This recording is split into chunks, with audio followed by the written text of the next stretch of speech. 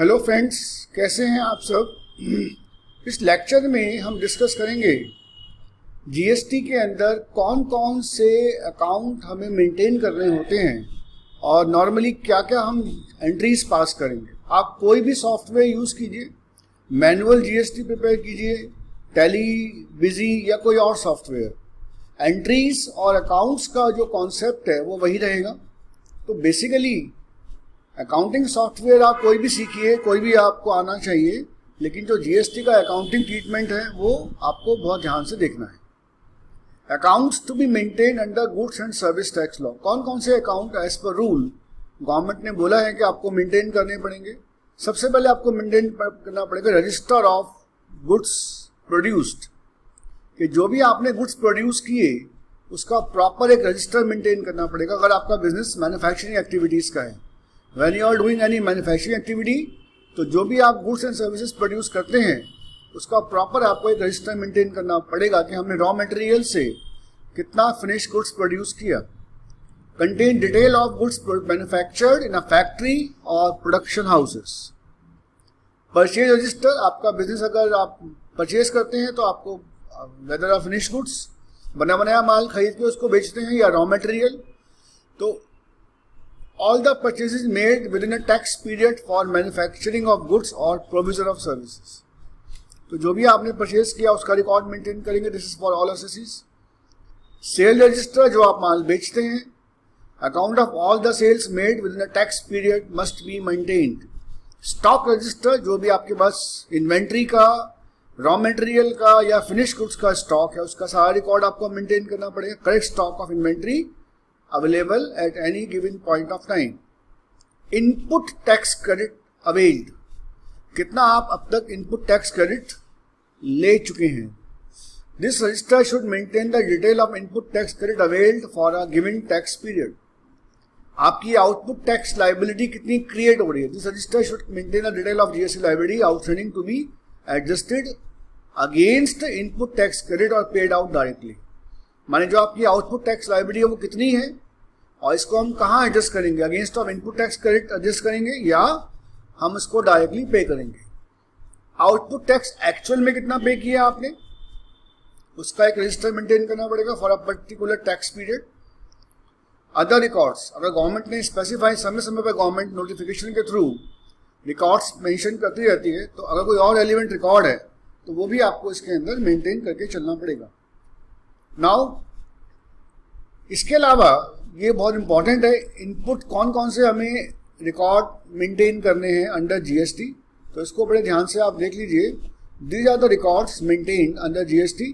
Input CGST account, अगर आपने माल लोकली परचेज किया है तो इनपुट सीजीएसटी मेंटेन होगा, लोकली सेल करेंगे तो output CGST account, input SGST account, output SGST account, input IGST, output IGST. तो ये सारे आपको जीएसटी के इनपुट एंड आउटपुट के अकाउंट्स मेंटेन करने चाहिए। और लास्ट में इलेक्ट्रॉनिक कैश लेजर, जिसके अंदर ये आउटपुट और इनपुट का एडजस्टमेंट वगैरह हम डिटेल में शो करेंगे। नॉर्मली ये अकाउंट जीएसटी पोर्टल पर मेंटेन होता है, बट आपको बेटर है कि आप अपने पास भी इसका एक रिकॉर्ड प्रॉपरली मेंटेन करके चलें। तो मेनली ये अकाउंट है, इन्हीं के बेसिस पे हमारी एंट्री पास होनी है। तो पहले कॉन्सेप्ट लेते हैं accounting entry under GST. Let us take example. Mister X ने परचेज किए goods 1 lakh locally, intra state, same state में माल खरीदा, फिर माल सेम स्टेट में बेचा 1.5 लाख का, लीगल कंसल्टेशन फीस दी, फर्नीचर परचेज किया ऑफिस के लिए 12,000 रुपये का, और सभी के ऊपर लोकल टैक्स लग रहा है सीजीएसटी एंड एसजीएसटी 88% के हिसाब से। तो एंट्री नंबर 1, एक्स ने परचेज किया goods for ₹1 lakh locally. Entry बनेगी purchase account debit, input CGST debit, input SGST account debit to creditor. Creditor माने जिससे आपने माल खरीदा उसका नेम और उसका जीएसटी नंबर की डिटेल हमें अपने पास मेंटेन करनी पड़ेगी, क्योंकि अगर आपने जीएसटी नंबर नहीं डाला तो आप इनपुट टैक्स क्रेडिट क्लेम नहीं कर सकते। इनपुट टैक्स क्रेडिट क्लेम करने के लिए आपको क्रेडिटर्स का, जिससे आपने माल खरीदा है, पूरी डिटेल्स आपको अपने पास मेंटेन करना पड़ेगा। मिस्टर एक्स ने 1 लाख का माल खरीदा, 8% के हिसाब से 8% आपका इनपुट सीजीएसटी हो गया, 8% आपका इनपुट एसजीएसटी अकाउंट हो गया टू क्रेडिटर। फिर हमने 1.5 लाख का माल बेच दिया लोकली, तो debtor account debit to sale to output CGST and output SGST। ये नेक्स्ट पेज पर है इसलिए आपको ऐसा लग रहा है, अदरवाइज एंट्री वही है, debtor account debit to sale to output CGST to output SGST। उसके बाद आपने लीगल फी पे की 5,000 रुपये की। सेम अगर आपको इसका GST मिलेगा बेनिफिट तो इसको भी हम शो करेंगे, legal fee debit to input CGST to input SGST to bank account. Furniture purchase किया 12,000 रुपये का, अगेन CGST। तो यहाँ पर जब हम पेमेंट से या कुछ परचेज करते हैं तो जिसका हमें GST में बेनिफिट मिलेगा उसी का आपको इनपुट CGST और इनपुट SGST या input IGST input accounts create करने हैं। अगर GST का बेनिफिट आपको नहीं मिलता है तो हम इस पूरी कॉस्ट को परचेजिंग कॉस्ट में ऐड करके चलेंगे।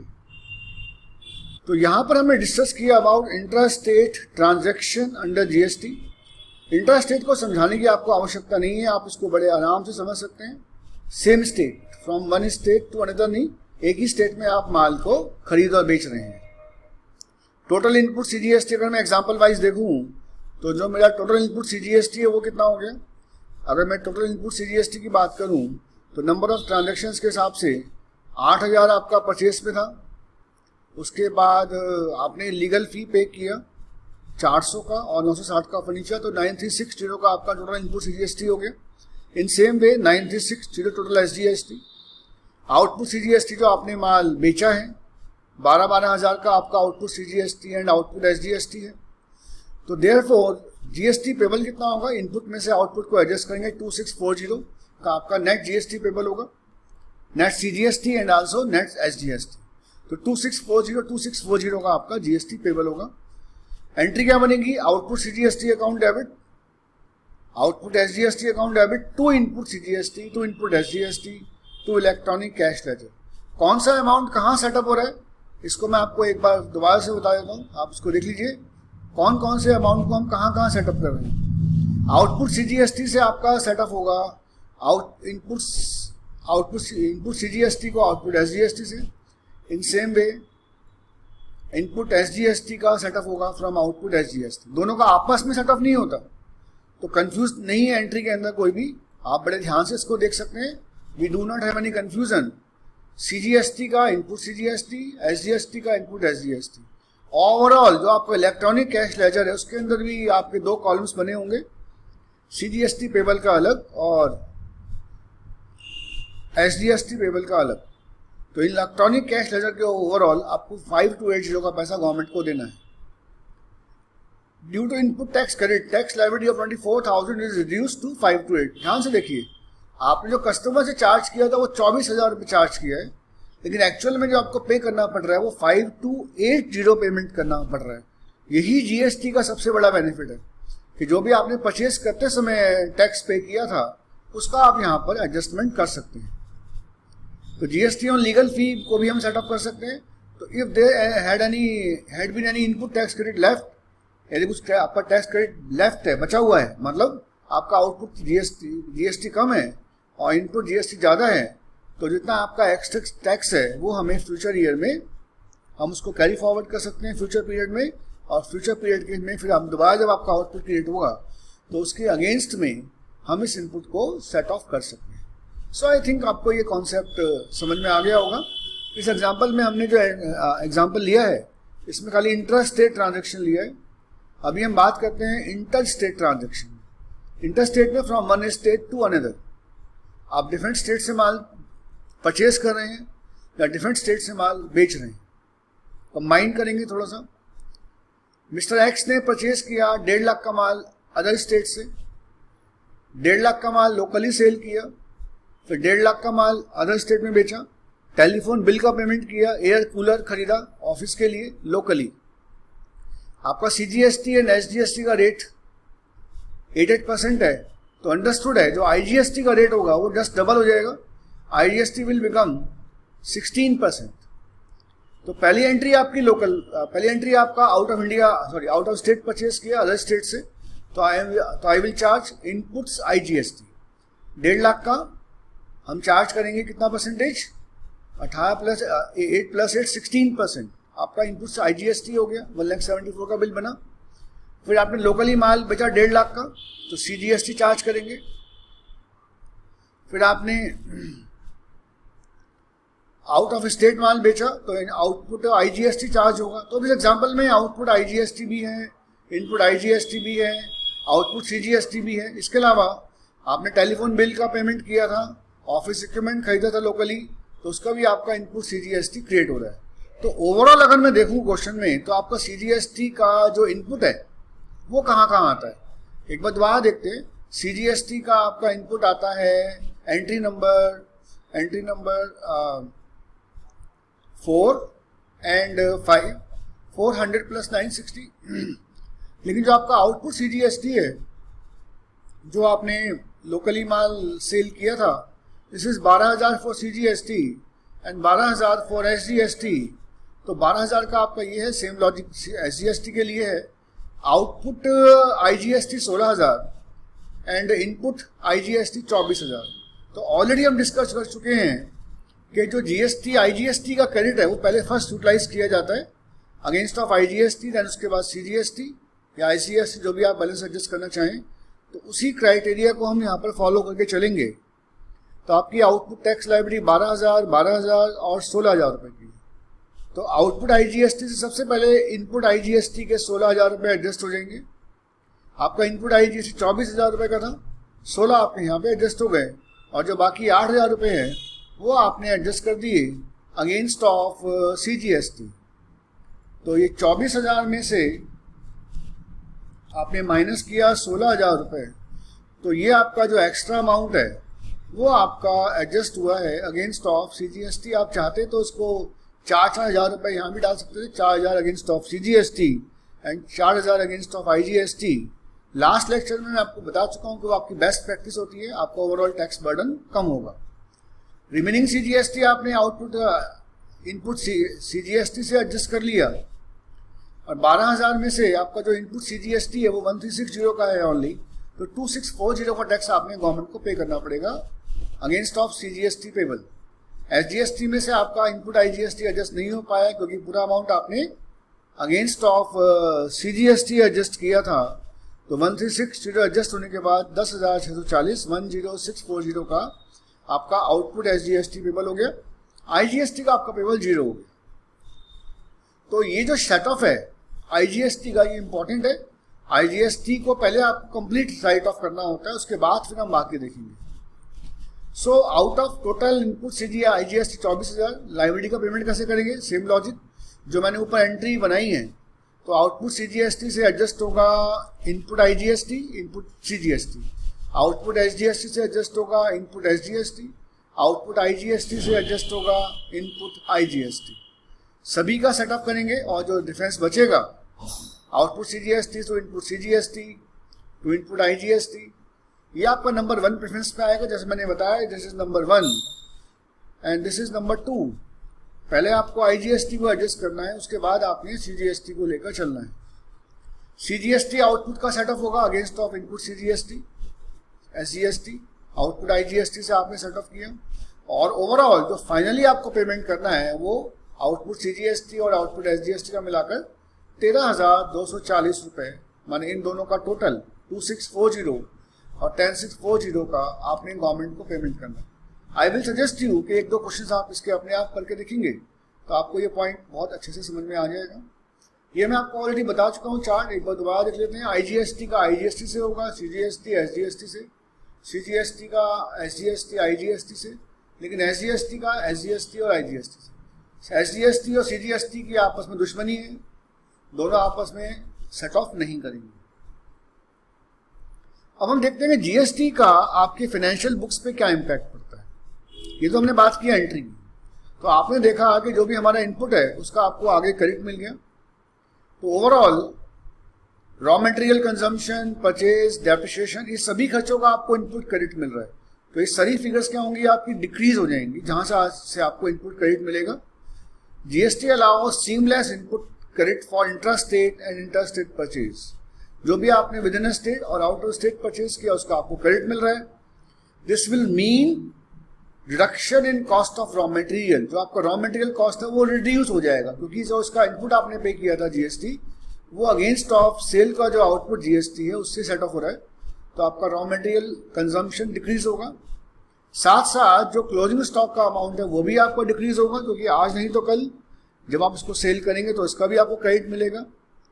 GST paid on many services like legal consultation, audit fee, इन सबका आपको क्रेडिट मिलता है। तो input credit of service tax paid could not be adjusted. पहले क्या होता था कि इनपुट क्रेडिट का सर्विस टैक्स का एडजस्टमेंट नहीं होता था, बट नाउ अब ये हमारा पूरा यहाँ पर एडजस्टमेंट होता है। तो लॉजिकली आपकी जो कॉस्ट ऑफ प्रोडक्शन है वो डाउन हो जाएगी और कंज्यूमर को उसका फायदा मिलेगा।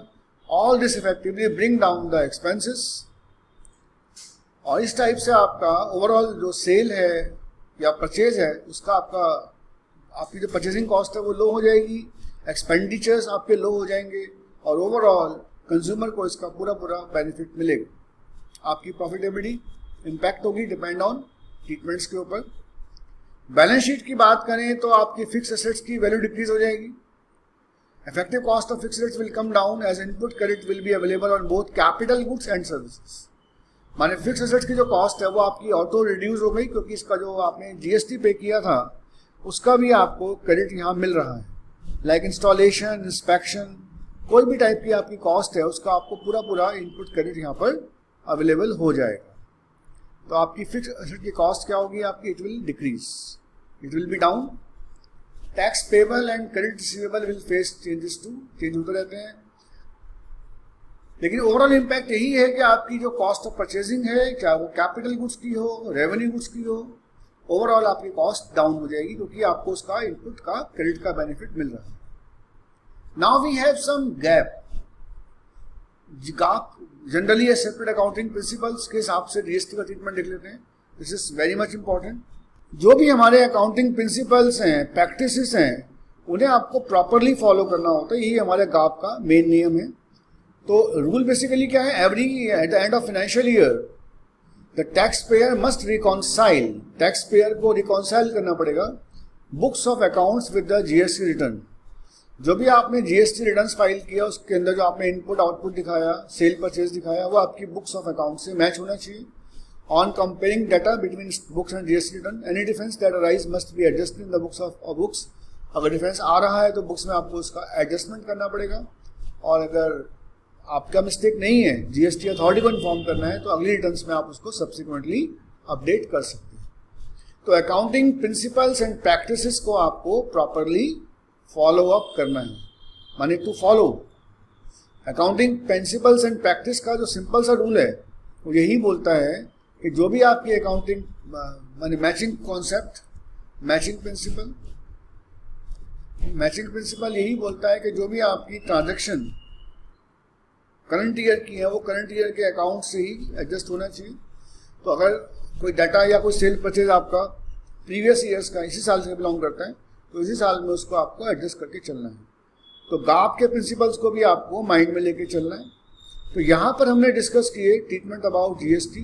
होप सो कि आपको ये सारे ही पॉइंट्स अच्छे से समझ में आ गए होंगे और एक बेसिक नॉलेज आपको ट्रीटमेंट ऑफ जीएसटी का हो गया होगा।